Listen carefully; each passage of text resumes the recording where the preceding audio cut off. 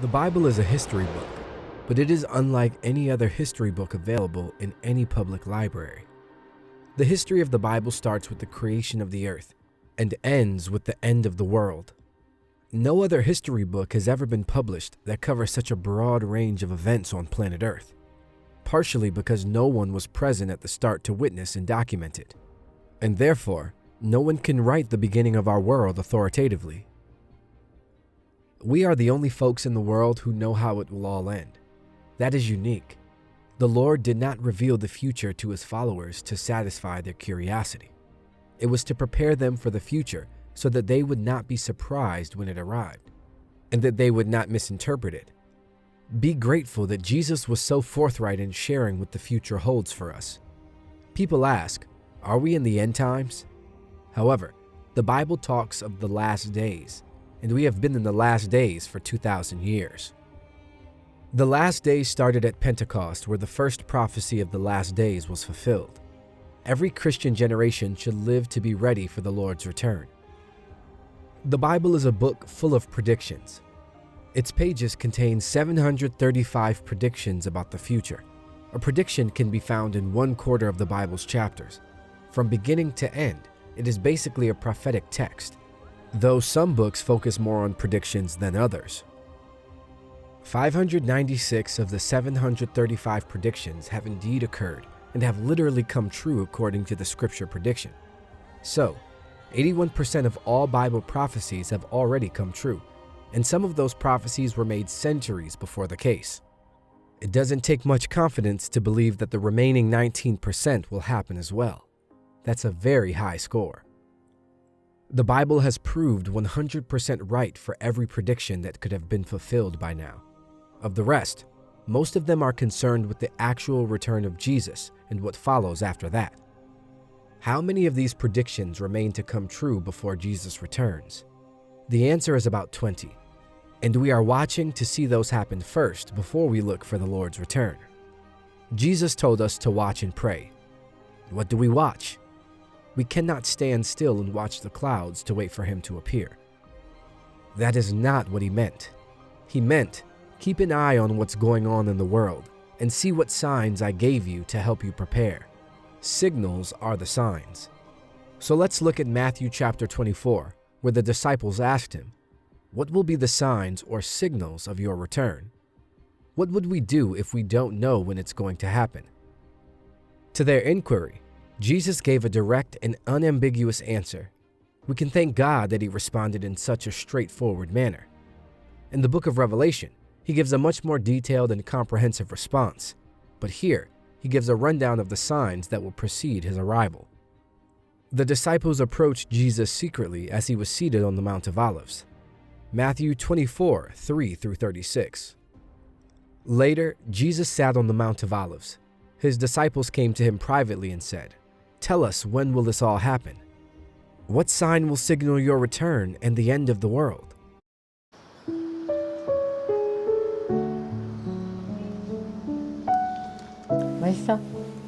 Turn and the end of the world. Jesus told them, don't let anyone mislead you, for many will come in my name, claiming I am the Messiah. They will deceive many, and you will hear of wars and threats of wars, but don't panic. Yes, these things must take place, but the end won't follow immediately. Nation will go to war against nation, and kingdom against kingdom. There will be famines and earthquakes in many parts of the world. But all this is only the first of the birth pains, with more to come. Then you will be arrested, persecuted, and killed. You will be hated all over the world because you are my followers.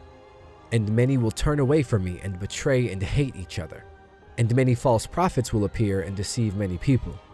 Sin will be rampant everywhere, and the love of many will grow cold. But the one who endures to the end will be saved. And the good news of the kingdom will be preached throughout the whole world, so that all nations will hear it, and then the end will come. The day is coming when you will see what Daniel the prophet spoke about, the sacrilegious object that causes desecration standing in the holy place. Reader, pay attention. Then those in Judea must flee to the hills. A person out on the deck of a roof must not go down into the house to pack. A person out in the field must not return even to get a coat. How terrible it will be for pregnant women and for nursing mothers in those days. And pray that your flight will not be in the winter or on the Sabbath, for there will be greater anguish than at any time since the world began, and it will never be so great again.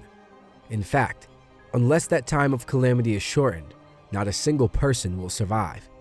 But it will be shortened for the sake of God's chosen ones. Then if anyone tells you, "Look, here is the Messiah," or "There he is," don't believe it. For false messiahs and false prophets will rise up and perform great signs and wonders, so as to deceive, if possible, even God's chosen ones. See, I have warned you about this ahead of time.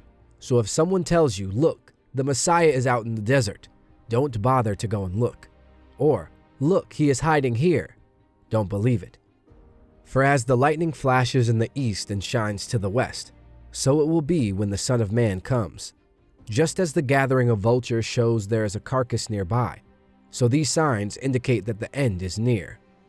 Immediately after the anguish of those days, the sun will be darkened, the moon will give no light, the stars will fall from the sky, and the powers in the heavens will be shaken.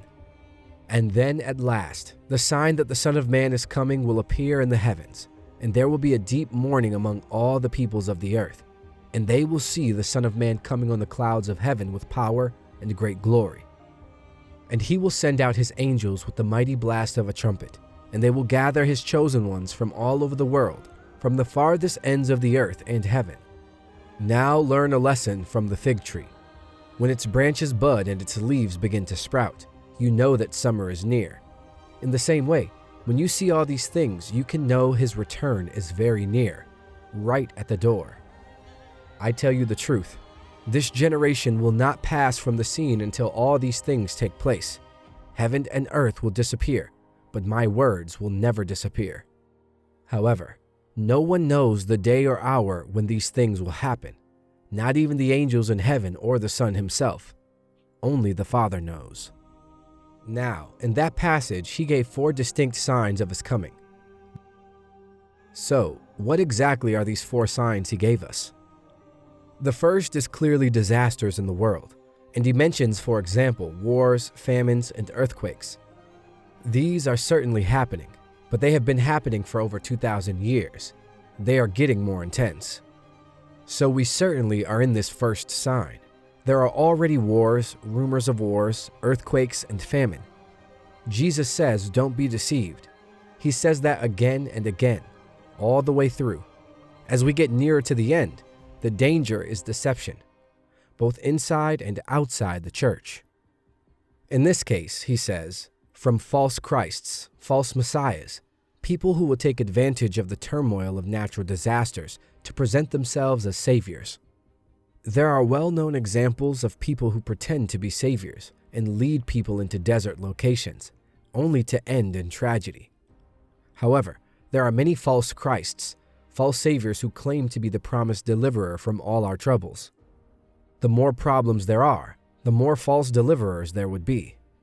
But, as Jesus advises us, don't be alarmed. Don't be worried when you learn of a new war, a new tragedy, or a new famine breaking out. He said something astonishing.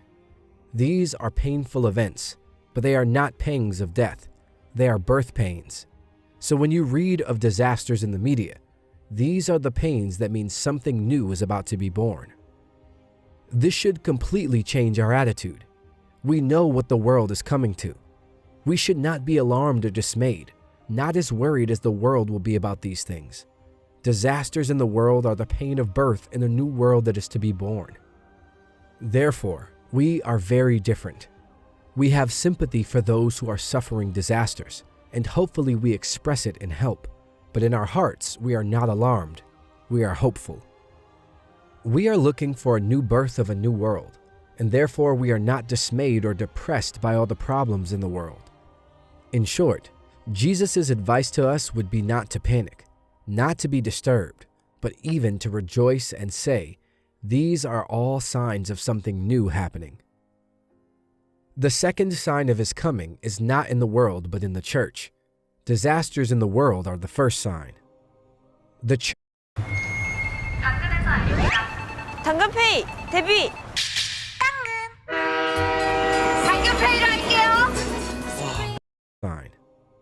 The church, not the world, is the second sign of his coming. The first warning is disasters around the world. The second is changes in the church.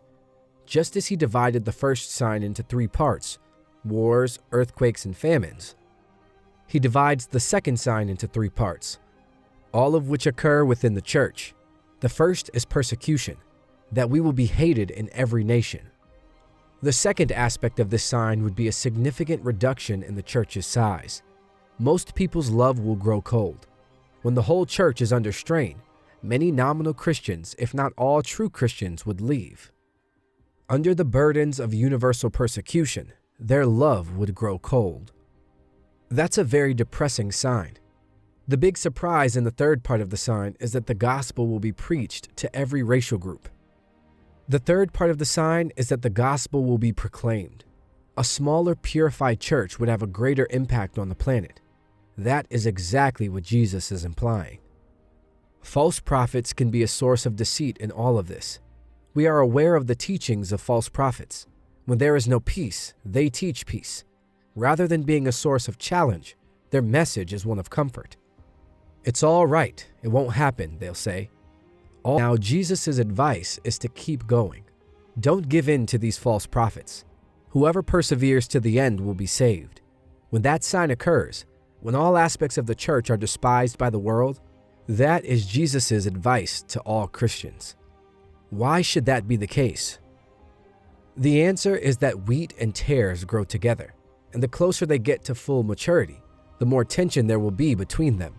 So it's only natural that Christians will be under a lot of pressure in the end. Christians are social misfits, so there would be hatred.